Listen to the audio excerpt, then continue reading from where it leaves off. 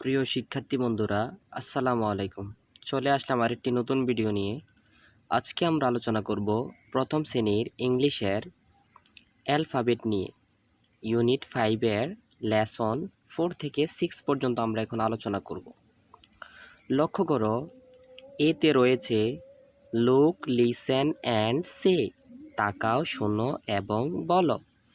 Trace in the year, এবং চিহ্নিত করো।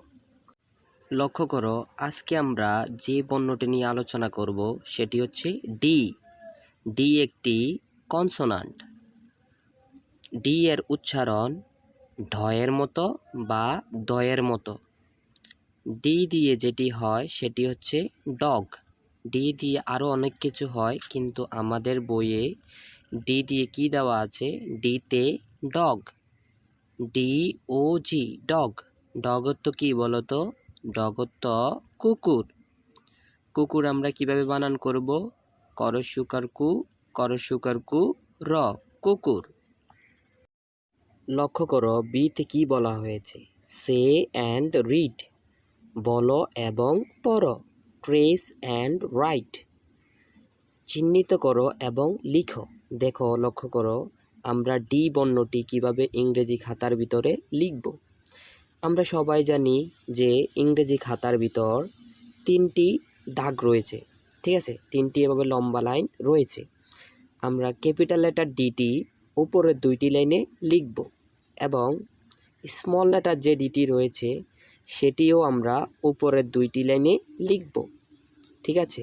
তাহলে কিভাবে ইংরেজি খাতার ভিতর ডি বর্ণটি লিখতে হবে তোমরা জেনে গেছো।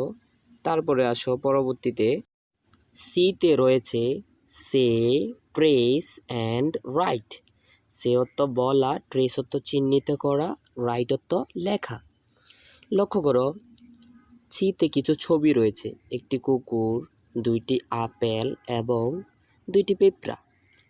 তো আমরা ডিতে কি পড়েছিলাম? ডিতে ডগ, ডগ অর্থ কুকুর।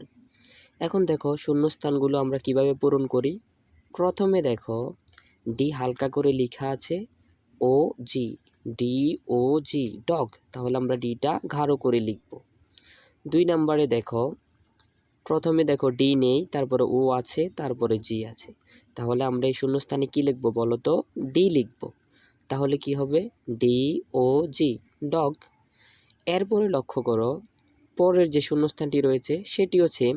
সুতরাং এভাবে আমরা ডগের শূন্যস্থানটিও পূরণ করে ফেললাম। ভিডিওটি আশা করি ভালো লেগেছে। ভিডিওটি যদি ভালো লেগে থাকে চ্যানেলটি সাবস্ক্রাইব করবেন আর আমাদের পরিবারের সদস্য হয়ে থাকবেন। আসসালামু আলাইকুম।